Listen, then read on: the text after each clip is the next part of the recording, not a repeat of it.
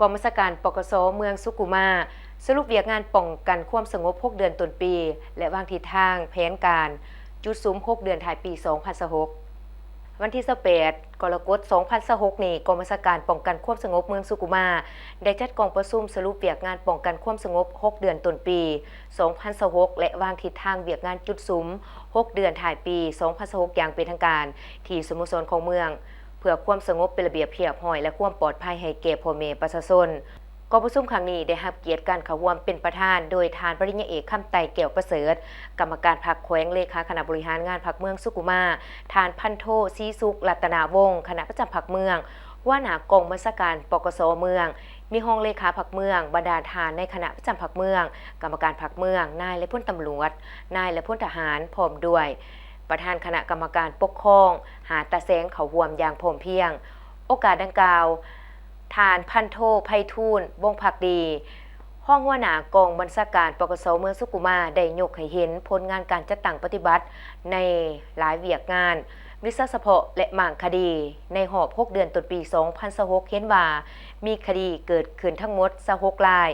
เป็นคดีลักทรัพย์ทำหายห่างกายและอื่นๆทางเจ้าหน้าที่สามารถหม่างคดี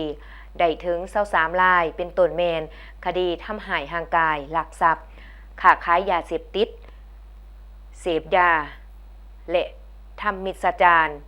คดีทำหายทรัพย์และอื่นๆเวียกงานสัมมโนครัวเอาใจใส่ขึ้นทะเบียนและปรับปรุงปึ้มสัมมโนครัวใหม่ดัดแก้ข้อมูลอันตกหล่นและขึ้นทะเบียนสัมมโนครัวซึ่งสถิติจำนวนบ้านในทั่วเมืองมี56บ้านมี593หน่วยมี 12,234 หลังคามี 12,234 ครอบครัวมี 12,233 หลังคาต่างดาว1หลัง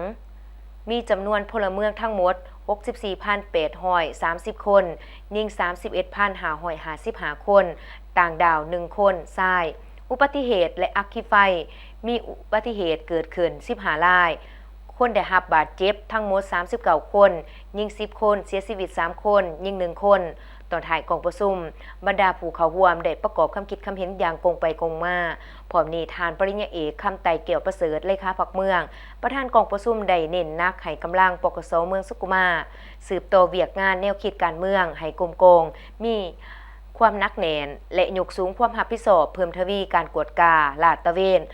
สกัดกั้นกลุ่มแก๊งอันตพาลเข้มงวดเวียกงานจราจรและอัคคีไฟเพื่อลดพรความเสียหายและสูญเสียสร้างความอุ่นเอียงทุนเทียงให้แก่สังคม